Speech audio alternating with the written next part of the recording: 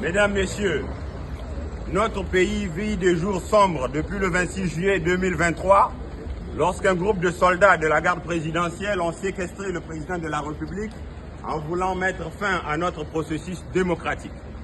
Cet acte inconsidéré a un visage.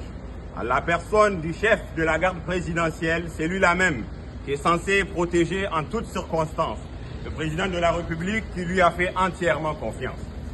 Sous des prétextes légers et fallacieux, il s'est arrogé les pouvoirs de l'État en perpétrant ce coup de force.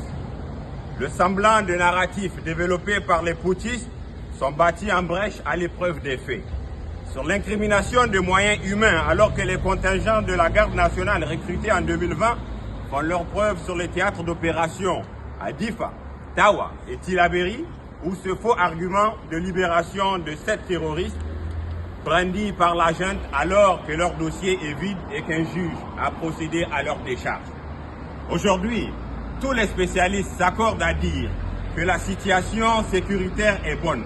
Le nombre d'incidents meurtriers ont nettement baissé par rapport aux autres pays de la zone des 3 frontières. Cela est dû à la politique menée au départ par le président Issoufou Mahamadou et puis par le président Mohamed Bazoum qui n'a pas lésiné à doter tous les corps d'armée de tous les moyens matériels, chars, drones, systèmes de télécommunications et humains conséquents par le recrutement de milliers de soldats avec l'ambition de doubler l'effectif d'ici 2025. Les coopérations bilatérales et multilatérales en matière de défense et de sécurité, notamment avec le Burkina, avec l'opération Tanli et la force multinationale mixte autour du lac Tchad pour lutter contre Boko Haram portent leurs fruits. Les attaques récurrentes ont largement décru en raison de la neutralisation et de la destruction des bases terroristes. Notre pays commence à vivre pleinement de moments exceptionnels, caractérisés par une alternance démocratique citée en exemple partout dans le monde. Cela faisait la fierté du Niger. Le président de la République, son Excellence Mohamed Bazoum, a entamé un vaste plan de modernisation du Niger où il a reçu la confiance et l'accompagnement des partenaires étrangers avec un important plan de développement économique et social de 45 milliards d'euros conclu en décembre dernier, ici même à Paris. Cette tentative de remise en cause des institutions de la République va mettre à mal tout l'édifice mis en place.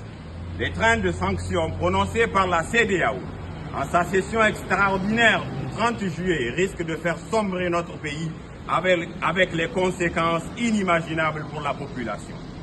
Tous les programmes et appuis de la France, de l'Union européenne, des États-Unis seront gelés au détriment des populations bénéficiaires.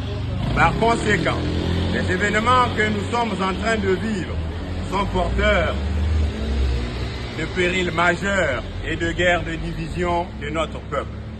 Pire, les traditions séculaires de notre cohésion et du vivre ensemble pourraient être remises en cause par l'inconséquence de cette entreprise de déstabilisation de notre pays.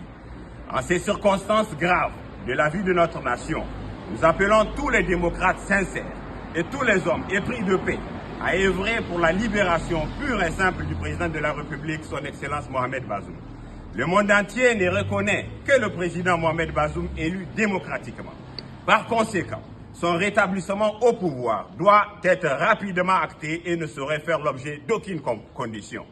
Nous réitérons notre adhésion aux principes démocratiques et à l'édification d'un État de droit et de liberté. Nous saluons d'ailleurs cette mobilisation populaire pour la défense de la démocratie qui s'est mise en marche depuis le 26 juillet. Pour faire échec à ce projet incertain de démantèlement de l'édifice démocratique, les forces de défense et de sécurité doivent poursuivre plus que jamais leur simple devoir régalien, celui de préserver l'intégrité du territoire nigérien. Nous exhortons le peuple nigérien à continuer de cultiver l'esprit de cohésion et de solidarité hérité de nos ancêtres. Vive la République!